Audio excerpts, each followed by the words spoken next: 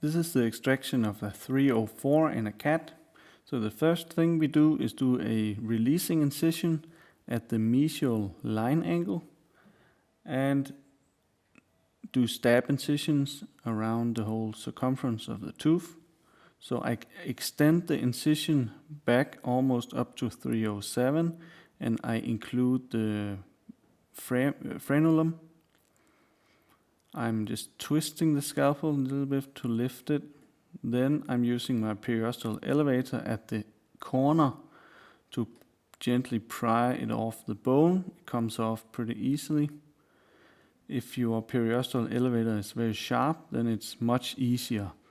So you want to get the gingiva and the mucosa off of the bone. So scrape it off until you see a clean bony surface without any soft tissue attachments.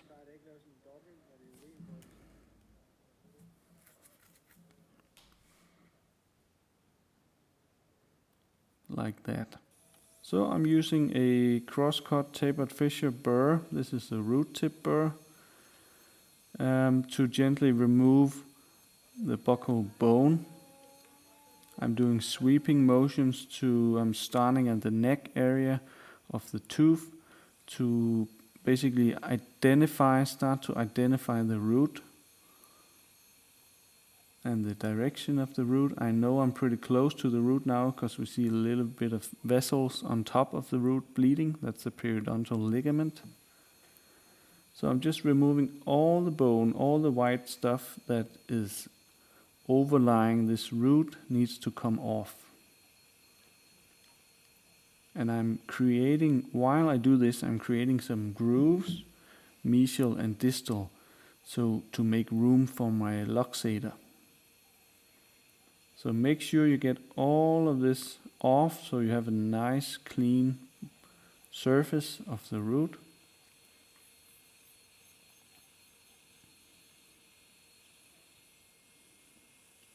And now I'm creating the groove on one side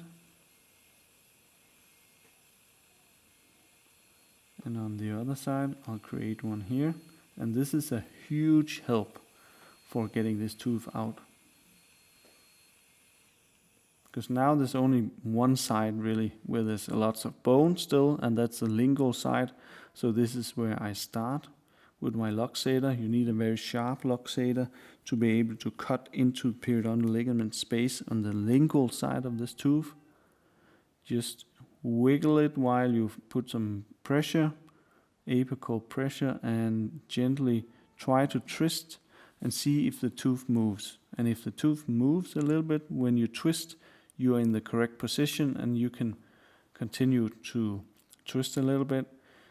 You need to be a little bit patient, so put your luxator in. Once you see the tooth move, then you keep the pressure for 10 seconds to gradually tear down these periodontal ligament fibers. So I'm moving more apical, so towards the root tip. And I'm keeping this firm pressure to release the periodontal ligament.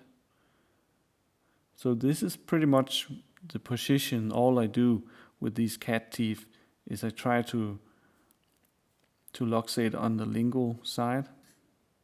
Now it's loose enough that I can apply my extraction forces, slight twist and turn, and it should come right out. And you can see that I burred about 70% of bone away on the buccal aspect. Next step is to smooth any bony surfaces, prominences with my medium grit diamond football burr. And I'm also smoothing the soft tissue part. So these little skin tags, or what you want to call them, these little irregularities of the gingiva, I will smooth them to make the edge nice and fresh.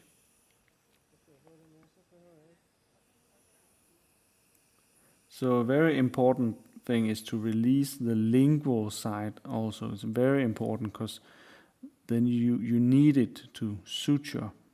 And also this part can be very tricky because it's firmly attached to bone, but you can, with a little bit of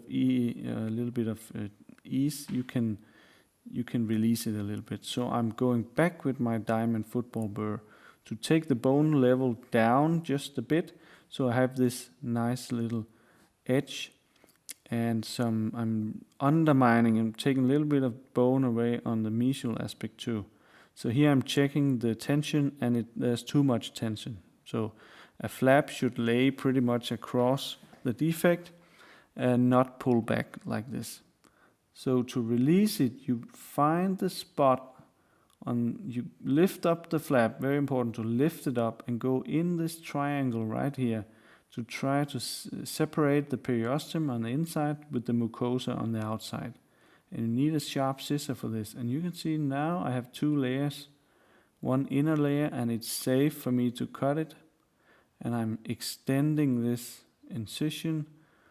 So a little bit of blunt force here, and you can see the layers, and I'm just releasing that. And now I'm quite happy.